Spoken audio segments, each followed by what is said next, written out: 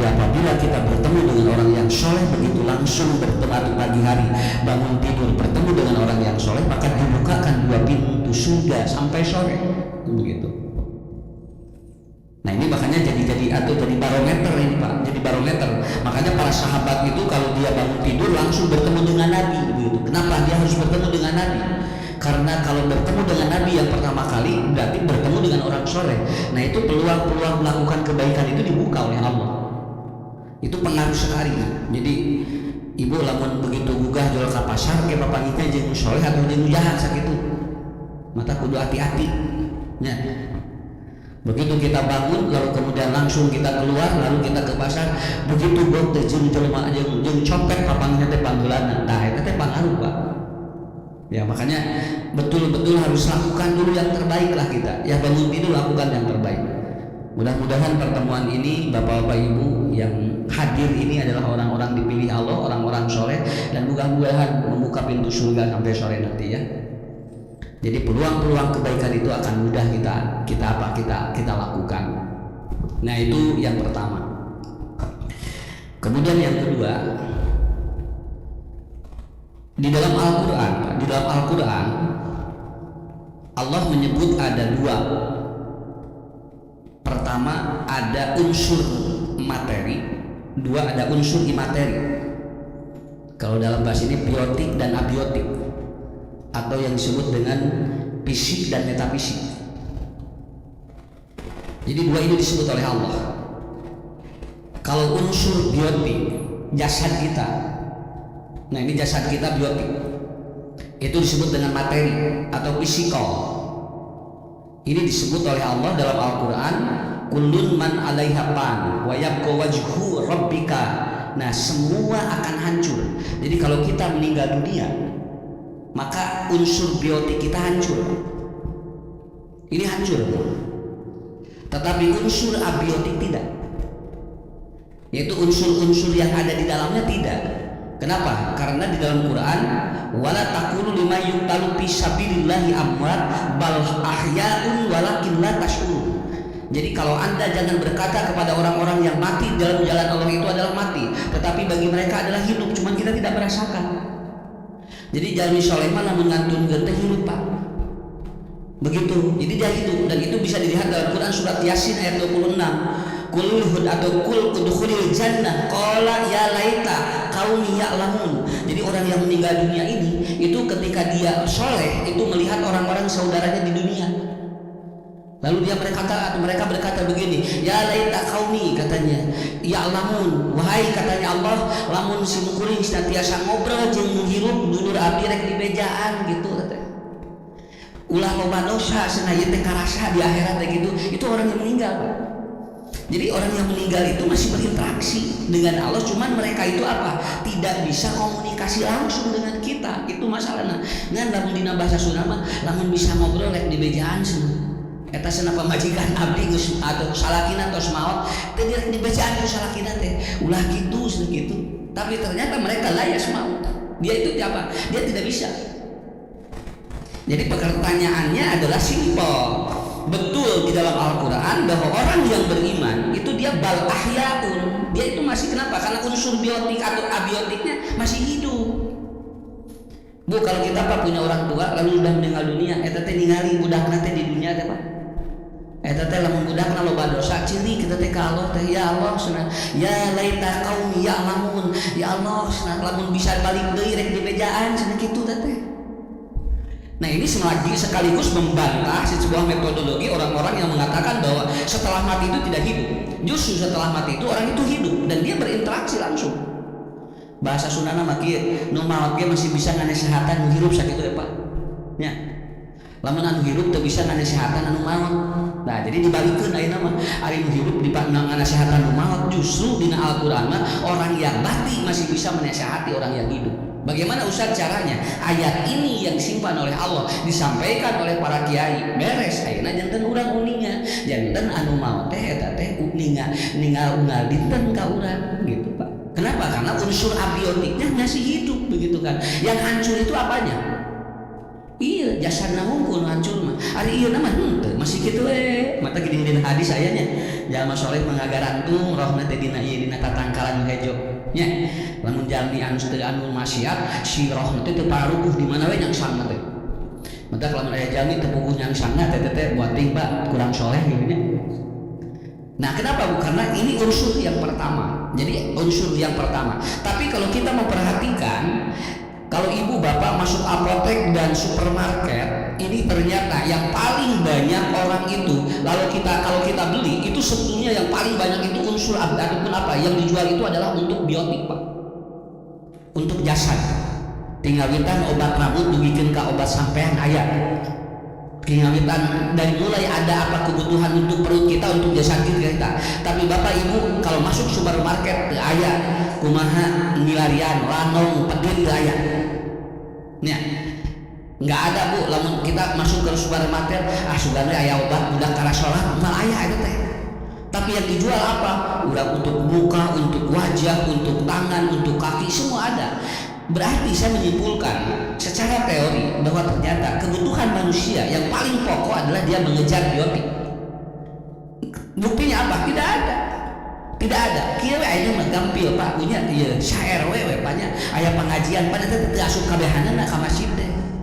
Artinya apa? Kebutuhan mereka terhadap spiritual itu berbeda begitu. Tapi lamun dibagi sembako teh ngaping kabehanana.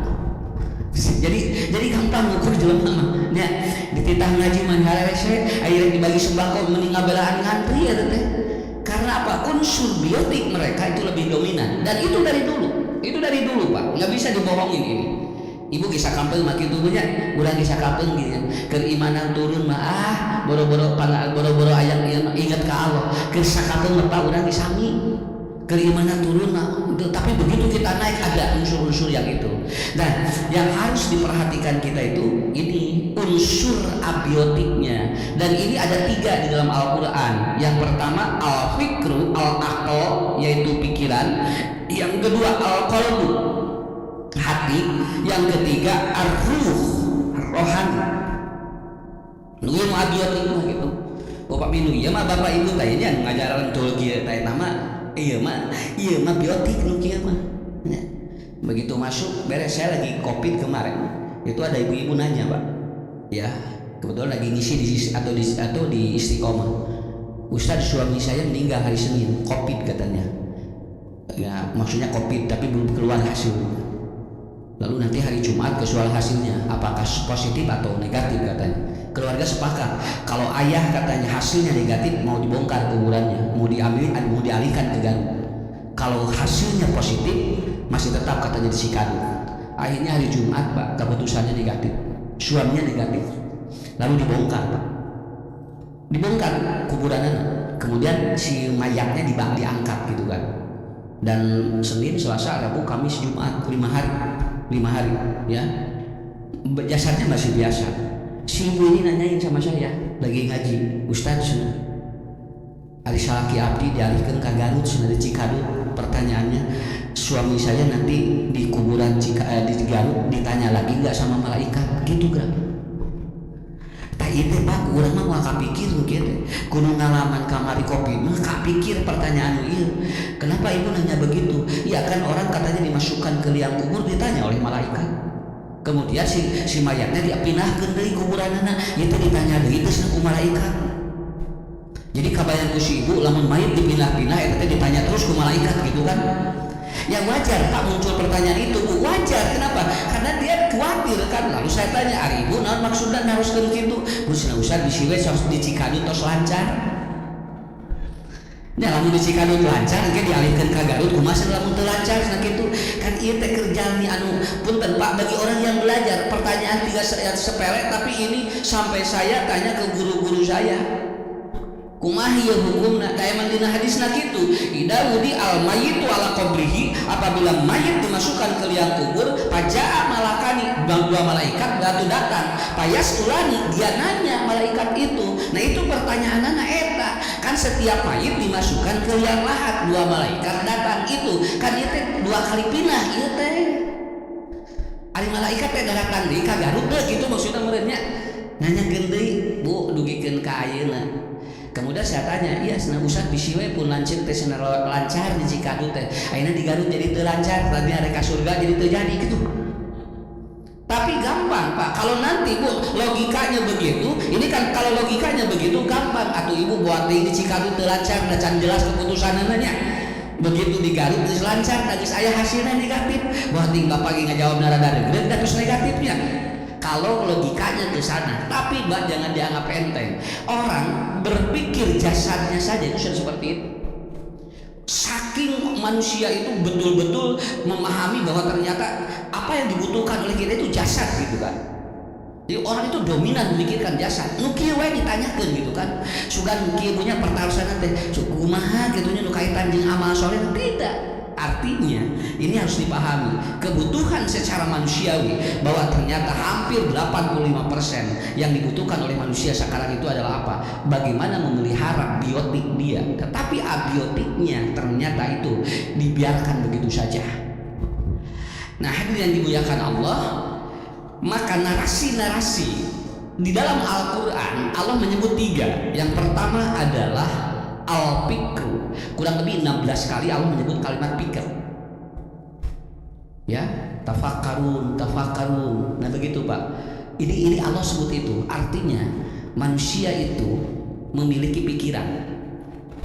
Nuka 2 memiliki hati. Nuka 3 memiliki batin atau roh. Saya tidak menyebut lamun pikiran aya dina otak, lamun hate aya di dieu nya, tapi lamun rohani duka di mana Pak?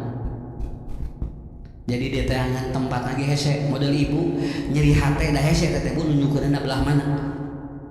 Duh usah da bisa nyeri hate, eta paling mana nyeri nate kan hese teh dibongkar nate. Kalau ibu bapak sakit tangan itu gampang di dia nyerina secara biotik. Tapi kalau orang ditanya, "Duh sin abdi teh loba pikiran ka teh hese teh Pak." Nu disebut loba pikiran. Naon sababna? Sabab dipikir-pikir kusim kuring, Bu tinggalinya nu gelo wae anu teu loba pikiran. Cara lagi geura coba. Mata anu gelo mah kamari Pak nuju usum Covid. Cara aja gue. Bari tadi malalas malahan teu dicalana anu gelo. Tapi naon sabab? Karena ini Pak. Ya. Ada sebuah riset kan di jurnal medicine British, ternyata apa? Dari seluruh dunia orang-orang gila itu lost mind dan no stress. Kenapa? Mereka cenderung kuat antibodinya pada waktu pandemi. Karena katanya dalam sebuah jurnal itu disebutkan orang gila itu lost mind dan no stress. 1 teu loba pikiran, pikirannya di lost. Nu kadua dia tidak stres. Mun anu gelo stres aku Pak. Stres mah anu sehat, anu gelo mun tos stres deui ya. Ya, nu stres mah urang, nu gelo mah tos stres deui. Makanya katanya apa? Dia cenderung lebih apa? Dia cenderung lebih kuat katanya antibodinya. Dan ini terbukti, jangankan ada penyakit, tidak ada penyakit, jangankan lagi tidak musim kemarin Bu. Di musim biasa saja yang gila begitu. Kalem, nu gelo mah kalem gitu tak. Kenapa? Karena memang begitu. Dia lost mind. Ya, kan kalau dalam bahasa Ibnu Sina disebutnya apa? Dia itu ghairu fakri atasyawu, ghairu asyadil fikriyah. Dia itu tidak nanaon teu dipikiran sakitu we. Ya. Lamun di Aus Ali bin Abi Thalib mah 80% penyakitnya tina pikiran. Saur Ali bin Abi Thalib. Ya Ali katanya. Kenapa orang itu sering sakit? Kata Ali, wasyadul fikriyah tubitul adab. Karena 80% penyakit tina pikiran. Ya. Mata kalau teu boga pikiran mah antibodina kuat. Mata dipikir-pikir mending keneh. Sanes we ulah nyebutkeun mending keneh gelo sanes mending keneh dilos Pak. Kemarin ada ini ya, ada paranormal dia nyebutin gini, tahun 2023 ini akan 3 kali terjadi tsunami. Itu paranormal. Kemarin diwawancarai bagaimana katanya menurut Anda tahun 2023 satu katanya bakal banyak selebritis yang cerai, yang kedua bakal ada 3 kali bencana tsunami yang dahsyat di Indonesia. Ken baik Bu tong dipercaya dan ngomong lagi paranormal ari paranormal mah normalna diparah sakitu ya. Ya mereka kan bi ghairi ilmin, tanpa disiplin ilmu. Kenapa? Karena kalau ingin sesuai dengan pikiran itu harus al-qudratul alal insan ala tamyiji bainal haq wal atau wal khair wal batil, yaitu apa? Bitasusatil ilmiah, yaitu harus berdasarkan disiplin ilmu. Kalau tidak berdasarkan disiplin ilmu, nggak perlu dipercaya. Ibu bapak dulu masih percaya penyakit pindah kana enog, ya. Penyakit pindah kana enog, penyakit pindah kana kalapa, penyakit pindah kana doma. Ayeuna mah dibongkar ku pesulap merah. Tah tinggal. Kenapa? Karena mereka tidak ada disiplin ilmunya. Kalau keluar dari disiplin ilmu itu akan bertentangan dengan logika kita, Pak. Dengan logika sehat kita. Dibongkar dengan kamari tah banyak lain pindah kana enog da dipocelan. Kemudian diasupkan jarum jeung darah tutupan di kulilin. Jadi mereka panggil ayeuna mah nya nu ngabongkarna saha sarua dukun kene. Manya tuh aya penyakit pindah kana enog jeung kana kalapa itu kamu naon aya sekolah kedokteran atuh. Kalau penyakit pindah kana enog jeung kana kalapa kamu naon aya sekolah kedokteran mahal-mahal. Geus daragan enog. Ya, sareng daragan kalapa, makanya dibongkar. Karena apa? Karena kalau sesuatu tanpa disiplin ilmu itu pada akhirnya ataupun apa dia akan bertentangan dengan logika sehat, maka itu akan dibongkar dengan sirine. Alhamdulillah Pak, diterangkan ku ustaz mah da teh hararese. Segitu ku ustaz diterangkan sing saha jalmi anu sumping ka dukun moal ditarima salatna 40 poe 40 peuting da teu narurut Pak. Terangkeun ku pesulap merah hareureun. Nya, karena apa? Karena itu kita Pak bakal dibalongkan nu kadieu teh tanpa kedisiplinan min ghairi tasusatil ilmiyah, sesuatu yang tanpa disiplin ilmu dan itu di luar logika sehat itu bakal bertentangan dan itu bakal dibongkar oleh Allah. Makanya yang pertama, ibu bapak pikiran anu sok ngaganggu jalmi dina masalah naon wae mata tong loba pikiran sakitu we lamun salaki rudak lepaskeun ibu masalahna lain salakina kayak bisa dilepaskan salakina ganti kuno anyar lebih rudak di batang wayang. Maksudnya lepaskan. Bapak juga sama Pak, mun bojo rudak lepaskeun we nya masalahna jadi bojona kayak bisa diganti di kudu lebih rudak di batang wayang. Karena apa? Karena kalau pikiran itu asyadul pikriyah, maka manusia akan kelihatan sakit. Moal bisa dibohongan, moal nya jalmi anu pikiranna kaganggu moal bisa dibohongan, diseger-seger ge anger we. Diseger-seger ge anger we. Tah mataku Allah tinggal apa? Di sini Bu dipisahkan jauh antara apa? Antara pikiran dengan hati, dipisahkan jauh oleh Allah. Jadi itu dihijikeun di dia tah hate mah. Nah, di sini hati mah. Kenapa? Karena kalau nanti dihijikeun eta bentrok wae kena. Sabab hate jeung pikiran sok kadang-kadang teu sinkron, Bu. Sok gerak kieu ayeuna, geus niat rek ngaji ti bumi begitu celek, ieu mah lain ustad abdi, cenah pikiran teh jadi. Tak bisa kitu eta teh, Pak. Malahan aya nu pangajian teh geuningan lamun dibere konsumsi ngaji, lamun henteu balik deui we. Eta teh aya dan tos padahal geus aya niat eta teh. Dina hatena mah geus aya niat. Ngan begitu sumping teu sinkron jeung pikiran, bisa jadi henteu atuh. Model bade sedekah, Pak. Ibu bade sedekah, kadang di imah teu ti bumi mah geus niat rek sedekah. Begitu gok, aduh nya sateungeuna cenah ieu. Jangan kana hate teh teu ngeunah rek sedekah teh. Itu bisa terjadi. Kenapa? Kenapa oleh Allah sengaja antara ataupun antara emosi dan pikiran manusia itu ataupun apa? Diberikan jarak tidak dekat. Karena seringkali kadang-kadang tidak sinkron antara pikiran dengan hati. Maka sahur Ibnu Sina dalam Tibbun Nabawi beliau menyampaikan penyakit teh hiji aya nu dipangaruhan ku pikiran, dua aya nu dipangaruhan ku hate, anu katilu aya penyakit anu dipangaruhan ku rohani. Lamun jami Pak tara daek salat eta mah lain penyakit hate, eta mah penyakit rohani. Lamun aya jami tara ngaji eta mah lain penyakit hate nu kitu mah, tapi itu kaitan dengan rohani. Penyakit hate mah hasud, nu kararitu we dendam, penyakit pikiran husnudon tuh gitu. Makanya diklasifikasikan agar manusia itu betul-betul memahami. Tah, enten aya ieu. Mata ku Allah dipisahkeun antara hate jeung pikiran. Ta ibu bapak eta nu kadua, makanya kata Imam Syafi'i utlubul qalba fi arba'in mawati. Lamun hate kaganggu pilarian dina 4 tempat. Nah, jadi lamun hate kaganggu pilarian dina 4 tempat, Pak. Kadang punya kitu ningali jalmi maju sok teu ngeunah hate teh.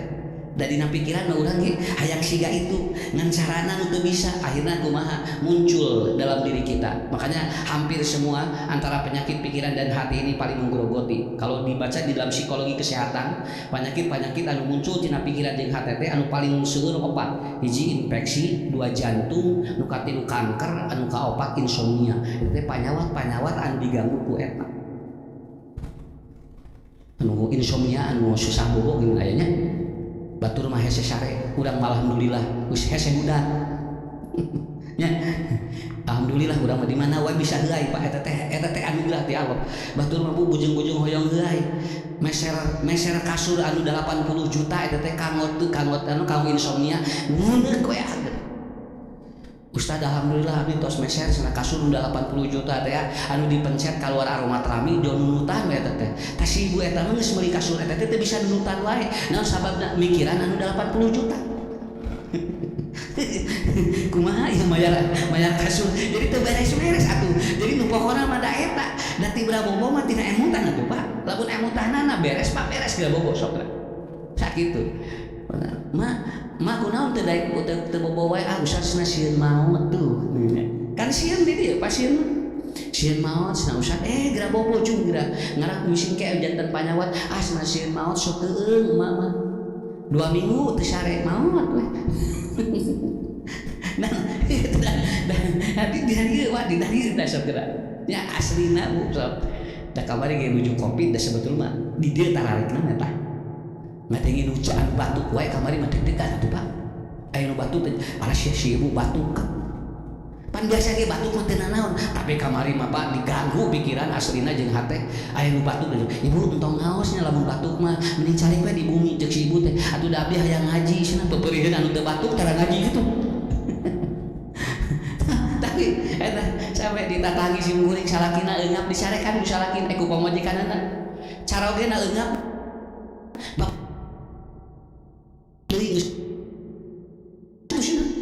wah, bikin kador kan.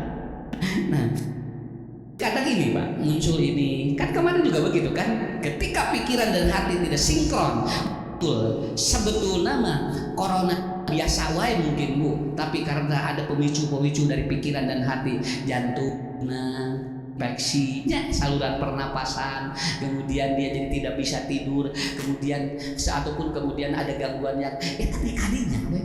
Dati dia atuh. Dati dia. Tapi sim kuring nguliling di lembur mah aya masalah. Di kampung-kampung mah jararaja we biasa, ka sawah biasa Bu. Jadi ngarasa aya kopi teh ti gede bage ka dieu. Sumun upami ti paling ditu ti bale enak di bojong soang ka dieu Pak. Di bojong soang ka ditu bahasa teh aya teh. Aya kitu atuh Pak perasaan teh nya, tah pikiran teh ngaganggu da kitu. Saya kalau Ustaz pangalongokeun cenah ibu nuju diisolasi dina kaca culut cisoca mun ngawea teh Ustaz magrib teh cenah sakeun nah hayang siga mah hayang sieun maot rata-rata kitu Pak nu kamari teh rata-rata kitu nya matak Rasulullah nu teu damang mah teu keng dikantungkeun kedah dilayat lamun jami gering teu dilayat cek Nabi bakal turun antibodina sakitu we enteng hadis lagi. Kata Rasul, tidak boleh orang yang dia itu sakit ditinggalkan, maka dia harus dijenguk dan ditungguin. Karena orang yang sakit kalau ditinggalkan, maka antibodinya akan turun. Sabab naon kaganggu pikiran jeung hate. Tah eta. Model ayeuna kieu, tidak boleh makan sebelum tidur karena nanti akan ada gangguan. Cek Nabi teu kenging bobo lamun patuangan kosong, sok rek mana nu dipilih. Ya, tidak boleh makan sebelum tidur. Sahur Nabi tekenging bobo kosong patuangan. Cing burek nu mana? Sahur Nabi mah tidak boleh tidur dalam keadaan perut kosong. Sahur ieu mah teu meunang bobo tidur itu kalau dia makan dulu. Seuk Nabi mah ulah kosong patuangan rek bobo. Mata kalau kita mau tidur makan aja. Kumaha engke we penyakit menyusul. Nang ari lapar mah teu bisa da geus kajadian sakitu ya tuh Pak. Kabayang punya lamun bade bobo kemudian makan atau kemudian perutnya kosong, maka kata Rasulullah hampir kejahatan itu muncul dari mana? Dari perut yang kosong. Perut yang kosong. Lamun teu niat puasa mah eta teh bakal kaganggu dan itulah sumber kejahatan. Hampir semua. Kemudian kalau negara itu miskin kejahatan bakal banyak. Kenapa? Karena banyak perut yang kosong. Nah, ibu-ibu aya opat contohnya ya nah sakedik deui aya opat lamun hate bermasalah pilari dina opat tempat. Pertama pi majlis ilmu, pilarian di majelis ilmu didinya bakal menang hate jelema nu balageur. Eta teh Pak soplong lamun urang tolabul ilminya kerudet-rudet teh urang ngaji yuk jauh eta teh joplong penak jeung ieu kemudian ada pencerahan dicas deui tah eta Pak. Nggak mungkin ini Imam Syafi'i kalau beliau tidak membuat sebuah riset ya. Beliau membuat sebuah riset dulu. Beliau ahli ataupun tentang manajemen kolbu. Begitu beliau mengatakan utlubul qalba fi arba'i mawatin. Carilah hatimu ketika ada masalah di 4 tempat. Hiji di majelis ilmu. Nah, gitu. Panadi di majelis ilmu mah alhamdulillah banyak. Nih kadang hati teh tenang gitu. Bakat tingku tenang jol we. Ya, Ustad tak baju bodas jo bodas koneng hideung we Ustad. Nepikeun kata tingali. Bojo teh ditaros uih di dieu pangajian teh. Mama ari namanya Ustad rangkeun naon? Pak namanya teh Ustad teh najol poe. Namanya teh dukan rangkeun naon bieu teh sina Ustad teh jo teh katingali cenah ku mama teh. Tah eta bakat tingku tenang Pak majelis ilmu mah. Bade jumaahan Ustad can ngadeg pan urang mah tos ka mana eta teh. Mata kita gugah-gugah di mana robana sakitu we. Tapi kan tenang banyak. Lalawora. Bu erek bade jalmi hoyong tenang, hoyong relaksasi teh kudu dihipnotis. Urang malah alhamdulillah teh kudu dihipnotis. Ya. Jadi tenang Bu, tenang gitu ya. Kalau coba itu riset, ada sebuah disertasi itu ya. Dia meneliti tentang apa? Tentang bahwa ternyata orang-orang di majelis taklim walaupun nanti di sana berkumpul dengan berbagai karakter manusia, tetapi minimal dibaurkan dalam hati yang sama, begitu kan? Dan itu menguatkan hati kita. Sok Pak kudu aya waktos gitunya. Di mana we di udaknya uyos. Alhamdulillah di mana ada aranon kene. Aya di simkuring ngaos Pak di komplek. Geus aki-aki jeung nini ngaraji teh. Budak modana teu aya. Pali dieu geus tarorek, pali dieu teu nguping, nyariri we ngaji. Ya, pali dieu bu tos teu ngararuping, pali dieu tos tarorek. Tapi semangat ngajina mah. Beres pangaosan teh ngagabruk Ustaz, alhamdulillah cenah materina sae ngananya teh kadenge gitu. Nah, jadi lumayan sakitu ge. Kan ya Pak, nu penting aya majelis ilmu hidupkan, begitu. Teorinya gampang, ya teorinya gampang kata Umar bin Khattab. Lihat, masjid itu akan hidup kalau ada yang menghidupkan. Masjid itu akan mati kalau tidak dihidupkan. Mata pengajian ya libur, Bu, 2 tahun kemarin dah kencelek kana Rasul itu Pak. Karena raya, karena sababna san. Da jalmi ge akhirnya apa? Tahu sotisa di antara ciri kiamat di mana masjid geus teu aya nu ngeusian nya eta satu majelis ilmu. Yang kedua kalau hati bermasalah maka carilah di mana. Yang kedua adalah fi jaufil lailil akhir, carilah di sepertiga malam terakhir. Berarti lamun sepertiga malam terakhir tapi suara.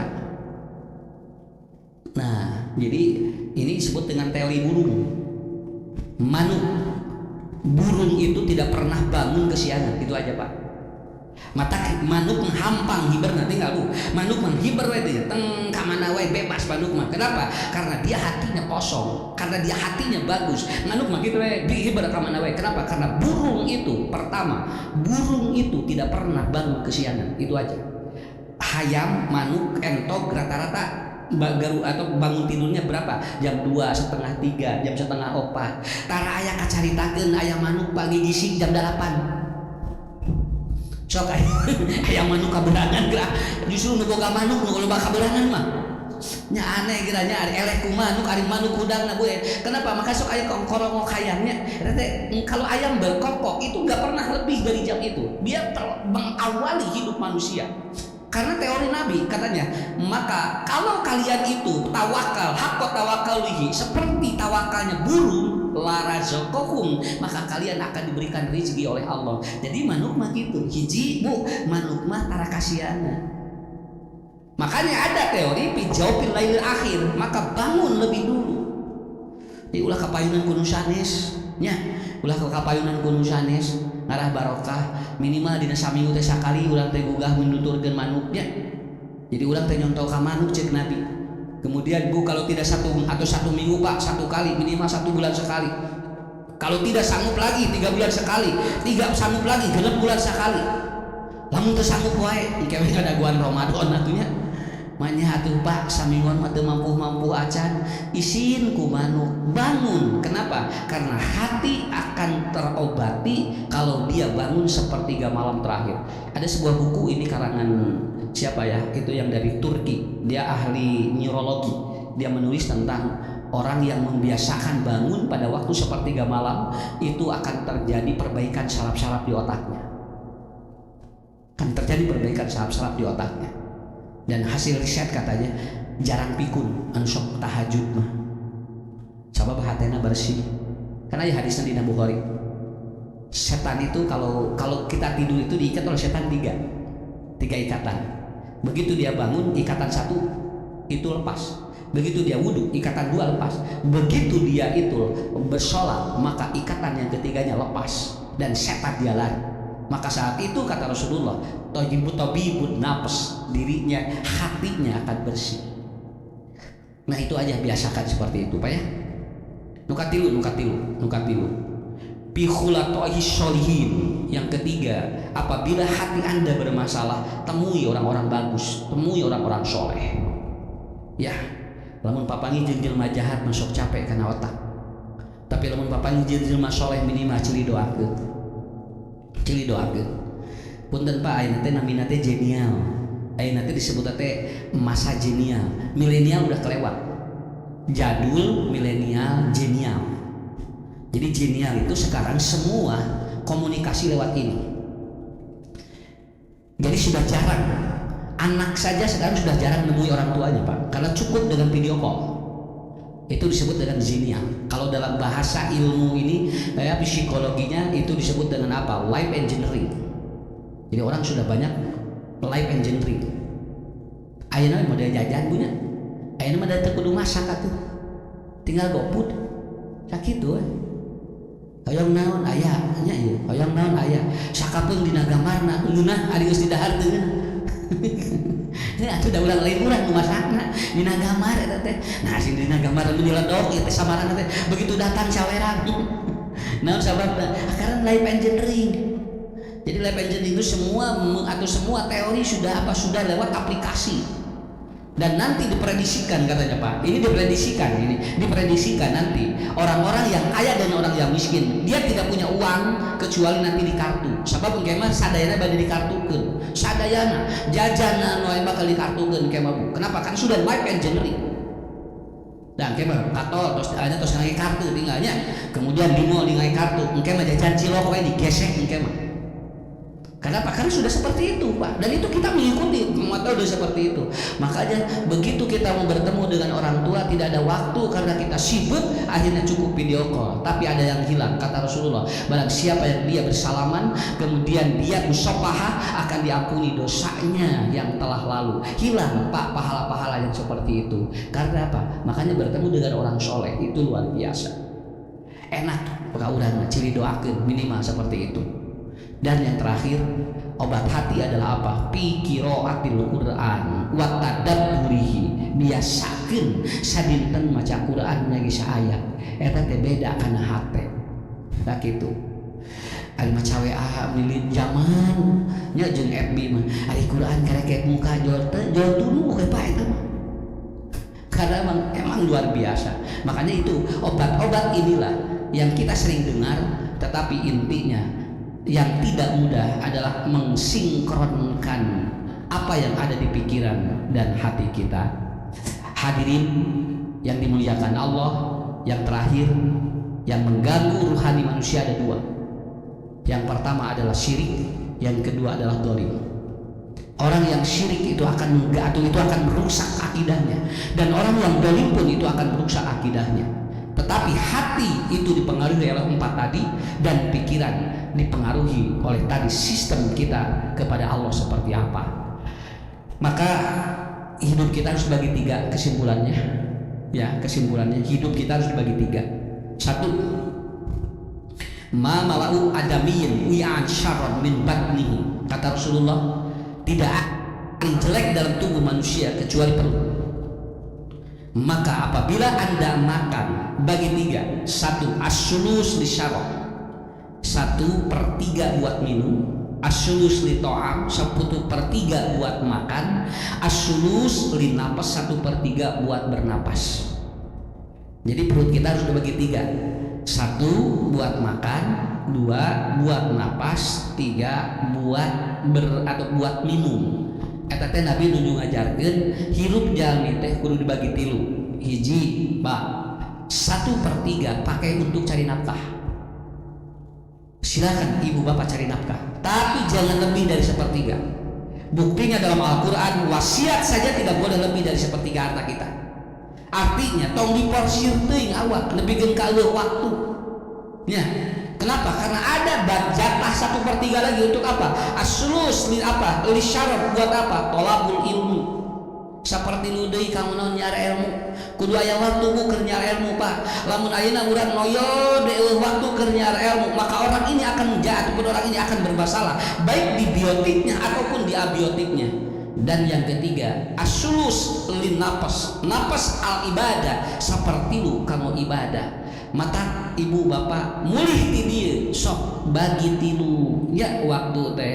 Hiji mana keur milarian napakah, nu dua mana nu kamu milarian ilmu, anu katilu mana anu kamu ibadah. Kalau manusia habis 1 hari untuk mencari nafkah, maka yang dua hilang, orang ini akan rusak. Yang paling pertama rusak adalah abiotiknya. Padahal itulah yang kata Allah, bal ahyaun walakin la tashkurun. Jadi untuk itu saya meminta untuk ke depan kita harus bisa memanage waktu kita yang terbaik. Kedahaya waktos Pak, kamu tolabul ilmi. Kedahaya waktos punya kamu ibadah. Kamu dahaya waktos kamu milarian napakoh. Inilah kebutuhan dua di dalam Al-Quran, baik itu yang biotiknya ataupun yang abiotiknya, baik yang fisiknya atau non fisiknya. Itu mungkin bapak-bapak ibu-ibu, mudah-mudahan pertemuan ini diridhoi oleh Allah Subhanahu wa taala dan kita dipertemukan kembali oleh Allah dalam tempat yang dimuliakan. Mangga wilujeng subuh ayeuna mudah-mudahan janten aman pangsaena mengawali dari tahun 2023, mudah-mudahan 2023 lebih baik daripada 22 yang kemarin. Allahumma ahsin akibatana fil umuri kulliha wa ajirna min khizyid dunya wa adabil akhirah. Rabbana hab lana min azwajina wa dhurriyyatina qurrata a'yun waj'alna lil muttaqina imama. Rabbana atina fid dunya hasanah wa fil akhirati hasanah wa qina adzabannar. Assalamualaikum warahmatullahi wabarakatuh.